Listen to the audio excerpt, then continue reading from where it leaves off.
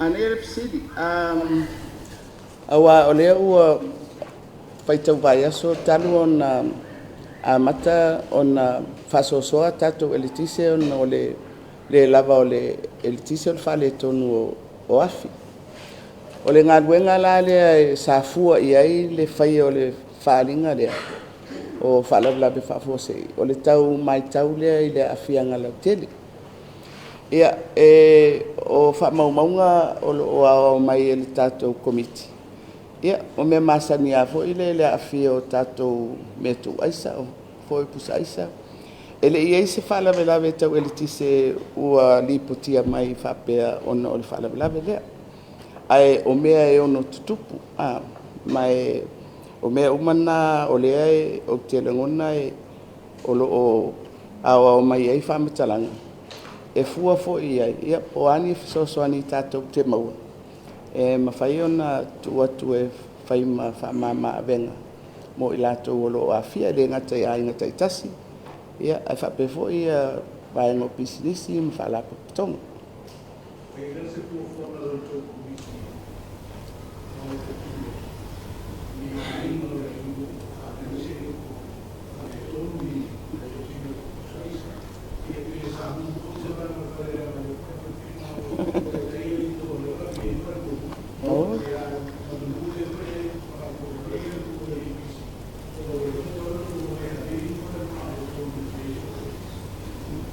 Ia pena tuli lo mai lo siri I o le whamoe moe na o le mafo o isi mafo anga autu ia awa e te tau ona iei le fua e whai ei le whaaringa lea mo whaalawila fose ia o le fua la na o afianga o ainga o afianga o isinisi ia matulang whapena o telpupula I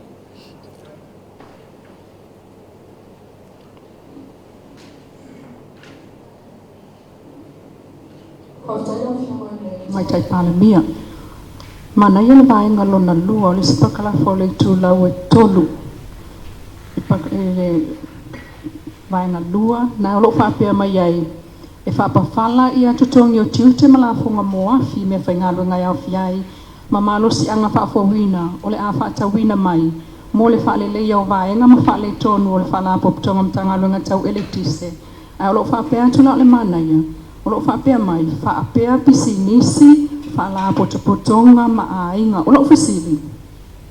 A whaapea la lea ua manatulo la le si ainga lea e au mai ia le lato la wafi, pe au mai fo ia lato solar panels I le taimi le nei. Le ia I le whaapitoa lea. E whaapa ufo ia le ni tiute o lato mea whaingaluenga po mea ia. Whaamone mone. Le lava. I le taimi lea ua whaatulanga mo le tatou whalawlape. Manule wo o mai le mai ki ata I te lo fionga whangwina. O lo te titilo a tue tonu vaenga ia o le a whamautu mo le tāpena o ne tue tupu whalawlape whapea peno o tatou iai. O le toe au mai o mea whalele iai afi o lo o iai o afi e lisi ma le la maafi tu mau. O la ufisili. E fia la whai o le atono se a whai ato megawatts e tatau ona run nai ia upolu ato ai comfortable ai le tatou tilo tilo loa pe o tulanga le sasawai ua seki le tatou. Patalo faksili. O le tulanga ia masani le matou operator. Matou te operator le vaengana ta o le N-2 ava pe ini se whale tonu I afselua. E mawhai ona operator le PC e taila ele I mawhai matou na whaatino le vaenga lea mawhai mai la ona ua si tia mawarunga le mana o la tunu o le teimira le sai tu sai e tohu sefulu me kawaki le tise mana o mia la tunu o le capacity sai a matou e tu sa le ma le tohu sefulu wha me kawaki mawhai na matou generating ne ua wha le tonu rona le afile I fianga e tu sale ma le 5 megawaki mai ai e ona fa le tonu filo lisi mata wa file I tonga manono ia e tolu megawaki e mfaina mo mai ai e mal mata wa file fianga o I taifanga e 2 megawaki e mawai ona le iloa I lo le sefulu sefulu megawaki mai malusi anga le masanga le matou ngalu ai tu sanga o le fafita ulina na le lona yel fofonga le fa so le ti se va ngo le tunu Whaftai lewa maua atu e tolu se fulu. O la ofisili la, le si te sili muli atu. O tato a filisi e fatali ne ya aperila mana ya malo. Maafi au tu e tau nu mai ya au kuso. A o le ya i lava isi a fie le tau mawhai whale lei. Pe a tau nu ula fie e au mai ya au kuso. To e whafo i a fia a apelila, a filisi. O le avea lo la fia la fia la fa leo leo a fia la to e fau nei e avea ma fa leo leo pe fa leo leo lo a fia tau no mai au kurso e o tulanga nei yai ma tau le fo yola lo yel fo ma fo le o le masino te se ma tau na online mai ata to renewable solar energy i lalo fenga fa pa anga ma le private sector e tu sale mal se fulu me kawaki o mal se anga mai la e mal se fulu foi me kawaki mai mal se anga fo le ma o le nala to e whapopo ati le tatou capacity fu le e whapopo ia fia ua mai pe a vese tatou a fia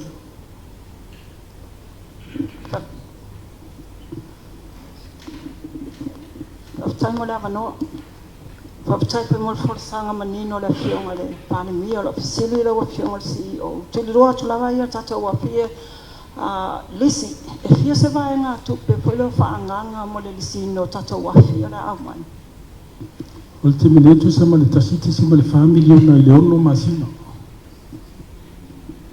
o le se ofisili whaamol le manua le tatana noa o le sa e sa noa le vai aso le e tau se fulu tau sanga le lifespan o le afi a le leva tatou afi e wa o mai a le upa le tonuna o la o maua se mafuanga o la tonu se mafuanga pe o paise susuenga i le atulanga whaamol mole sa o le wa umana whaia le sosoenga fu le lafi le fa le tonu o le tulanga ia i afi whapene ia le vai tenki fu le tusa ia to nga mea fu le lo pima tua whailia o main components o le afi ele ase se nga fu le ma tawa le fou ele umiana mai a fa le tonu o le ala wa umana mātou tala noa i le manufacture e winga le whawhita ule le watulai mai a sa o le wafi e tauna tolu tau sanga o le leia tu uia e whaia lava ia le tūlanga fui le le whaia pele service e ma whai major overhauls pēr o le tūla e te tau o le whatinoi Mole lava whamui o le ta o le sitang o le sitia o le whangaina le tisi mwhaina mai se te le o le sitanga le what's the increase in demand over the past 2-3 years ia o le mele sa matu forecastina te una 5% mai tau sanga ia te tasi o le lua tōru se 4% in sitia le whangaina le tunu o le tisi o le lua tōru lua wha e se 4% in sitia tu sala ua e ua to langa tu mātou vule le tu leo pawhasama vule le to ia lopu roa o tō timu ono ua babe te lele e whaonga le tu lua e tuaia le mātou ai sila fia le tatou e tau tua tupu a whape mātou te mana a vule le whaatino le vaenga le o wafi fo io wafi ia vule le medium size po se meo le lua meka waki mātou titilo po se meo le se fulu masine po kiwa ila fetas o le toinga afi le ila fefia e lua le tolu tau sanga e po kiwa a whaila le sa sila fia fo ia le mtanga luenga fo ia le sitia e tau sanga uma le mo umia o le tis is it fair to say ele ia se vai mamau fo inga le ia mfaion fatino ia ngaduenga ia mai si afi ai le itau nu u le taimi le tupu le fala le permelo e tatu sa leia e umon whatatia le mātou ta o le master plan for the next 10 years ai ono le mātou titiro whape mātou o le sitia mawalunga o le whangaino le tise ona le whatua umar COVID le la whatua telling to e whaola o taus au isi tau sanga na soe umatua sitia mawalunga atu mātou tele i forecasting na la se 40% le sa mātou titiro ia paula ba ona o le whatua umar COVID ia le sitia lo le se fulu mātou to e forecast lo le 5% e pita ia o le 5% a se 40% whaonga le tunu So popo tua le tawala fusi. Ile si tia le o le manaunga. Pe o le si indicator le ta mai. Poi le o tupu foi le tamawa inga I tono le tunu. Ua ngafatia e ainga. Ia isi manaunga foi le faadua ia le tisi e malulu. Ia o le o maua mai nei ta vale foi le o le tisi. Ia o le si foi melna. Ai pe o me umana I le mea le o le fuafua. Planning. O indicators foi le te tau ona a matau na emo mai ona fuafua le ia o foi le o ngā ruenga tau na whaatino mai le taimi. But I lau whalongo atu I le vā o le whapasene I le sefulu ma le sefulu tolu. That's huge.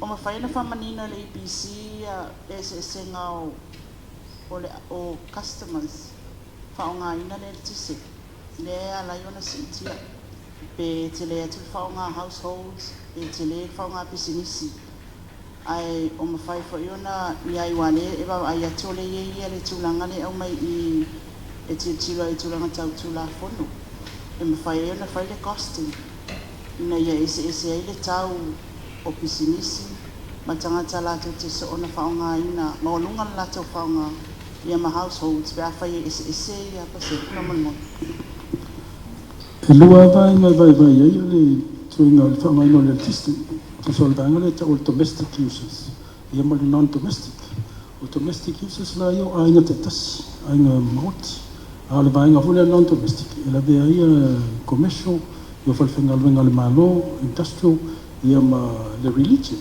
io vainga lana le mea lawa mātou mai tau wo whaatasi a le non-domestic ia ma le domestic consumers lau fianga le CEO whakataima lau wanoa o le o declare nei le 30 days o le tosfulu aso nei whai ianga luenga le EPC ia whaanatina te au nei toi tupu nei whaalawilan ai ta ua lau fianga I ono masina le la wentai I afi pe mwhai ona I whamni po le sa ola le umi lono winga I uma tolu sfulu I aso le whaanatina te experience ai le atu nuu le peo le power tono le ono masina ia pe ua le umana whailo atu le tatou statement le wano. O a pelila le fa pe tau mai ia tatou a fihaya. O a fihaya lana toi fo I lol tatou I tise I le mea sa iai momo.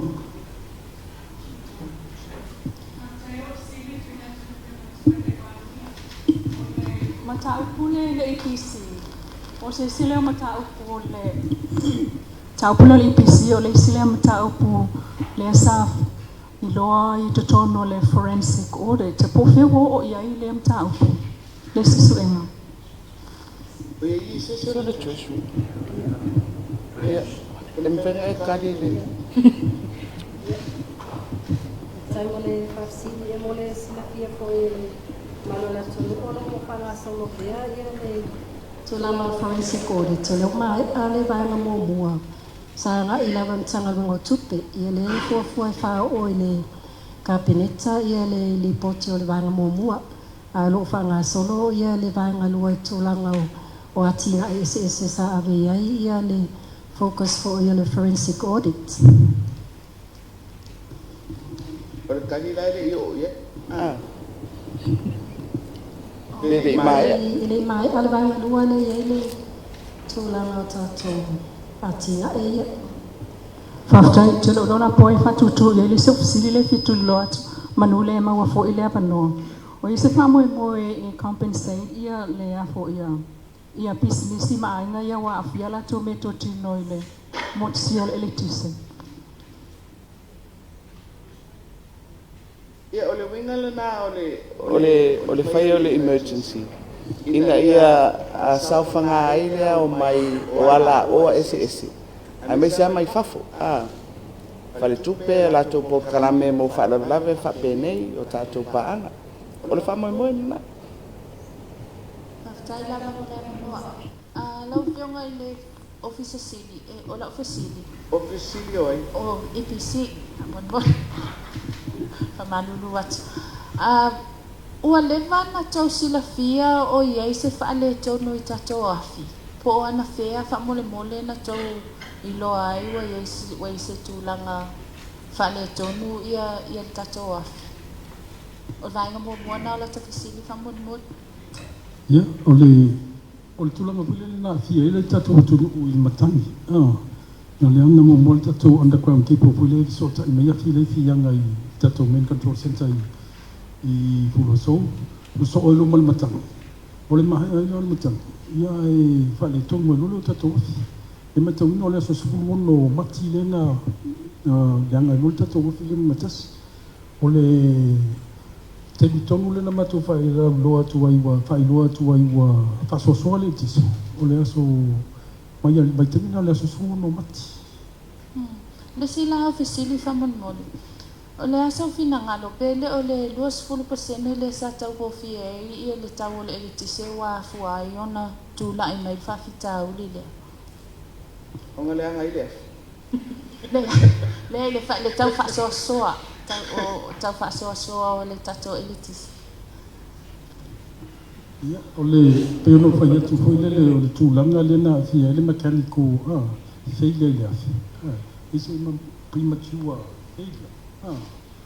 Yo le mena o lo matu tala noa I malmani whatia fwoi le. Te bine. Lau fionga tamai tai panemia manu lava leo mawala o mawanoa whamon mole. O le tūlanga I le tato SOE. Ia o le fōua whapea mai ia I le lai tū vai. O whai unga whai I le whainga o le SOE e tawana watu tono panemene. Ina ia whai o se whai unga le panemene a pe o le wa whai to tas. O le sia ofisili whamon mole. Whapea o le wa wala au le SOE. Ia wa mawai ma le avanoa o le uputu saoa ia na whaonga tau te pule saunoa ai tupela tunu. O le ase fina ngalo o le ufionga whamon mole. Ia, e re ia le vai mena tupu mua. E re wha moe foi le whaingo isi SOE na whai I tai le parliament. Na whai ale whai unga le pule whatonu. Ia, ma whautua I nai le au le malo. Ina wha ngasoro atu la ia le I tai le parliament mo le sila fia.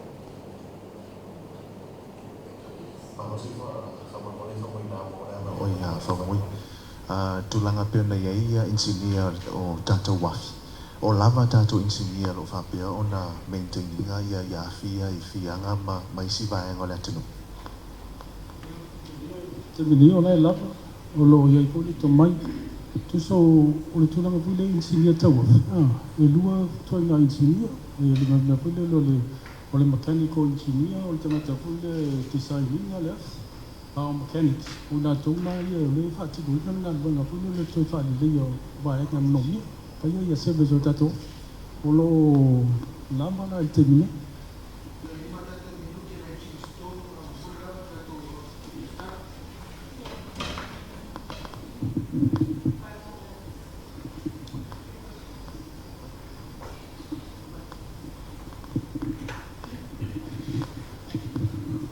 lo fionga le faululunga le whanga tonga le tise. Le whatoa mawale manoa fo I le uwhionga I le nei panga noa I le tau komiti whawhautua whaula whapose e whatua I pēni whisiri. Ua e tāu ane whisiri atu. O le tūlanga le ua I nei le polo inga lea mo whaula me whapose. O le ae tele tala le fwoi au maifina ngalo tai o le atunu o le tuangai. Ia male lai tu I le sunga la uli ma le vanga whaatutua I le tua sa mo kutas. Te lea atu langa whaatamanga o le tātou whalaputonga I le whai o le siaki o tātou wafi. Le ua mafuai na tupu whaale tonu a ua tapitapa atu le o lava I le tūlanga le tāpenama. Ai se miso whini ngano wa le ua maua le amanoa. Whawhangafonga fo le atunu. Ia pia no whai loa tu le teimana sola. O le whale tonu aia I se premature failure. Haringa luenga ia whai e tātou bule le ana whape whale tonu. Whape ni mo whailo umata toa whita via. Aola le lei ata toa whiolo le mopo ia le mo le au nanga le whaputoku. Le whale tonu le iso ongo wae ngalo ele. Pe o ile na amata mai le whale tonu le tise mo tusia. O le asa tau si lai amisa le fatua tu lai mai fo te ngor fala putonga. I company sa foi al nga luenga le le o yesi tu la nga fa tu la fo no le to ya si si. I le nga fala tu ma to e fa le o vai nga yo le fa pe mai minister. I le fa no so nga wai le ni PVC pa pa fo le e pui ai. Ya esa o le al tu la nga o le ma to nga ya ti ti le fatti mai non nga. Ya ina la pe fo fa to nga le super pa si ngol fatti mai non nga. Io le tonga na le ma tu ye titile e tu puoi fare tonu le so ngo wai la le ai fare tonu mai la fis via fare tonu mai tanu nga manu fare tonu mai ta fa pe wa tu pu fa tasi ai se te me tasi la sa si le ai fa ulu nga fa la tonga pise me of mai si pise me na fa wa tu pu te me tasi wa asal foi vai le asal masalo ya Ote le ai atu le natu langa. O le afia I talifanga. Onda ua tau hao le teimi ni e tau na pa mano loa. Ia e suia peri sule le ua marusi le vibration sule le afi. O te tono ne tau patino na venga le. E tau lana patino tono le tono masina le ua katila. Ia o le afia nga fuli lo tatawa. Ili ase se senga fuli le malina afia nga o meto tino a ina fai pisimisi. Ile tuna tulanga fule le moto sia fule le tisi o la fule afia I fule tata wafi tulanga le pe yo le mafu anga le o le matote manatua pe yo moto sia o le tisi te fule na palitono le tau e male palitono le tata wanda planti le afia yo tata wa lo fai pa tata no anga male tata manifatti ini tulanga yo afia mo tata le tisi half time. Half time mo lava no. Ele se facilio se tu alalo. O le ola tato sa vali atu le state of emergency. O le tūlanga fo ele o le sautu o pamatalanga ma le information. E tuai o le usao lava e fai se tuai fo ele o sautu o pamatalanga I mai le official a notices me le malo e mua fa sautu o fo ele ia nisi o pamatalanga. O le fataita ingo le weekend. Some of the public nga panic for ele ni wala na wala kununga le media ia le state of emergency pa le fato a fai le so ia le proclamation o tulanga le o le tualalo fo ele le ben fai o na vave pa pe ento fa mtalanga le tani o na tu watu fo ele le tua ile awa fo ele ma to pitola a fo ele le fasal la wino tulanga wa ia le tani ma le tani a mesela tato la asia tu ia le state le tani le tours fo aso le to umole tato state of emergency half time. So tar e tuai le mata upule. O le no vai e o le breaking news al observer na la tuai le weekend. Ya, tau te re mai loa po femea e maua mai e le observer la to famtaranga. Al fufuanga ia. Ta pena le pepa al capeneta, momoli le au malo, o le fuafuanga lava o le aso le nei e whailo ai. Le lau whailo atu. So get that straight. Le prepare umamai ia le process o le whainga o le state of emergency. I le whaifo I la le state of emergency. Le wa activate ia le tatou whaala poptonga o whaala blavi whafose. O ina fo I la o le a fia umai ai whamatalanga le malo matatala mai ai tua. Ia fuafuanga I lea taimi ma lea taimi ina ia mawangofia ai. Pefo e isi tatou emergencies fo ina iai. O le whaonga ina lea o le tatou whaala potonga mo le tos fulu aso lea e tau tali atu ai le tatou whaala velave lea tu lai mai le taimi nei.